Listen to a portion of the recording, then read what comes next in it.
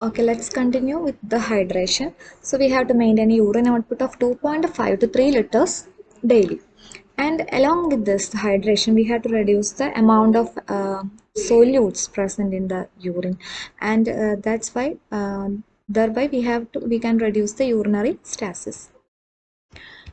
Now, pain reduction of pain. So here we can use opioids, antispasmodic agents, NSAIDs, morphine sulfate, IV or IM to control the moderate to severe pain.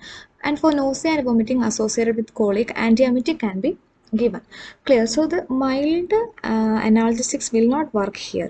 So we if you guys can see when we will be posted in emergency department and all, patients may come with a severe pain complaint, and also that time we will be providing moderate to a moderate amount of analgesics to severe, that is morphine sulfate, either IV or IM, and NSAIDs or any other antispasmodic agents may given. And so in order to control the associated symptoms like nausea and vomiting, we may give this antiemetics, ondansetron, etc. Now, dietary modification. So, as we all know, high amount of calcium-rich foods, then protein diet, high-rich protein diet, and high uric acid. That is a relation. That is, if the calcium-rich food we are consuming, a person is consuming calcium-rich food, means this may result in calcium chances of developing calcium stones, and at the same time if we are using or the person is consuming protein rich diet, means there may be results in development of uric acid stones, and probably that may develop. So these conditions we have to avoid. So clients with oxalate stones should avoid high oxalate foods such as tea, tomato, instant coffee, cola drinks, green beans, spinach, cabbage, chocolate, citrus food, seeds, chocolate is very dangerous, apples, grapes, peanuts, and vitamin C, as it increases the oxalate excretion in the urine and it should be avoided.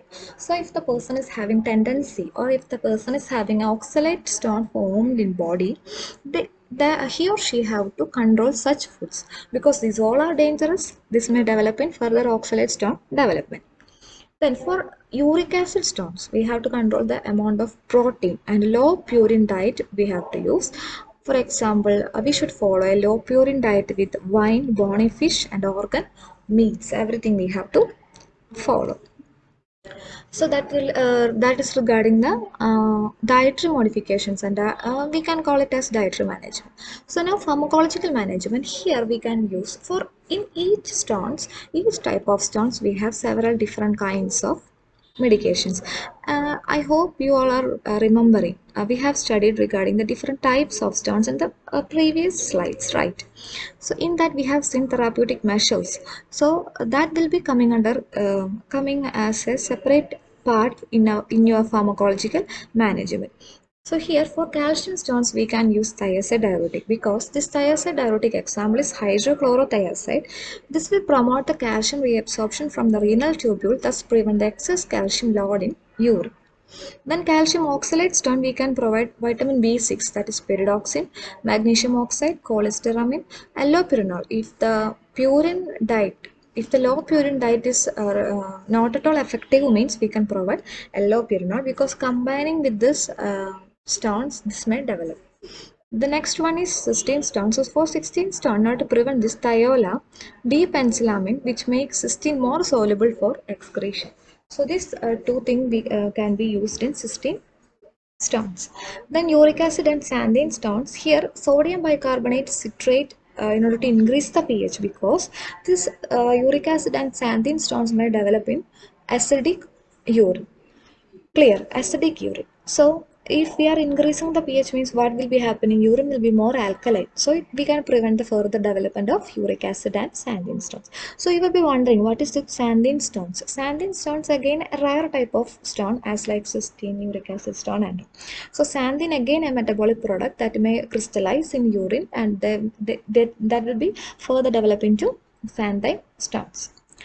Now, Struveite stone. Struveite stone, we have already studied that Struveite stone is strongly connected with the urinary tract infection. So, we have to take long-term antibiotic in order to prevent the Struveite stone formation. Next one is very important part. You have to keeping in mind clearly and carefully. That is a surgical management.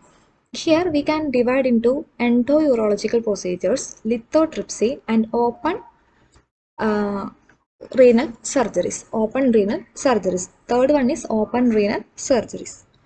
So the first one, endourological procedures. Here, four type methods or the modes we are using: cystoscopy, lithotripsy, ureteroscopy, uretronephroscopy, nephroscopy. Clear. And in lithotripsy, we are having mainly three types of lithotripsy: laser lithotripsy, extracorporeal shockwave lithotripsy, percutaneous lithotripsy. So in endourological procedures, we can see here what we are doing means we will be using a small device called any scope, that is it can be cystoscope, ureteroscope or anything we can use, and we will be removing the small sized stones through transurethral.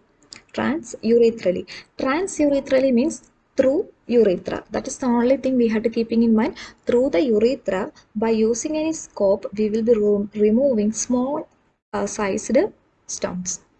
So here sometimes one or two catheters and along with the stents we may introduce into the system in order to remove the stones and to maintain the proper um, way to flow of the urine.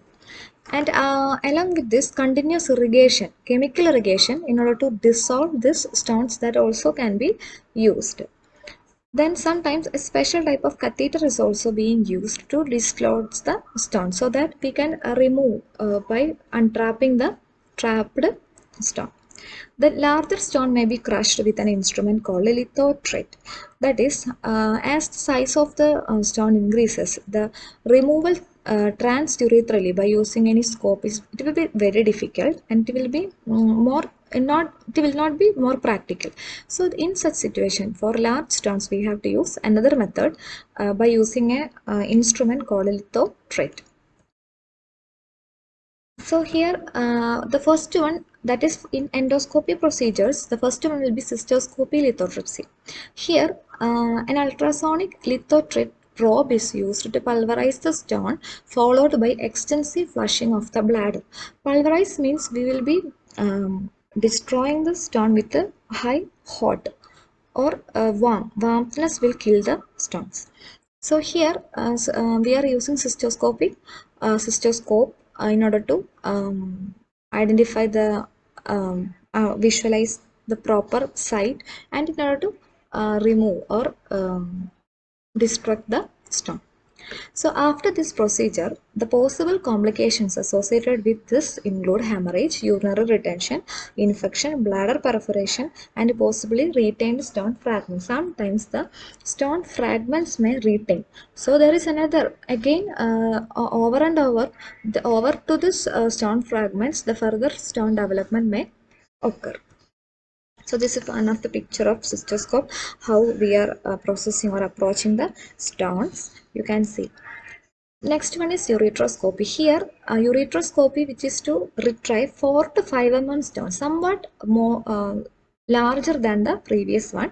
4 to 5 mm stones are combined with the ultrasonic lithotripsy to remove the fragments after treatment. Here, by using a ureteroscopy, we will be removing all the stone fragments after the procedure, that is by using ultrasonic lithotripsy. In this, a flexible ureteroscope passed through a cystoscope to collect stones in the ureter. So here a flexible ureteroscope we will be using through a cystoscope, that is ureteroscope will be used along with the cystoscope in order to collect the stones in the ureter.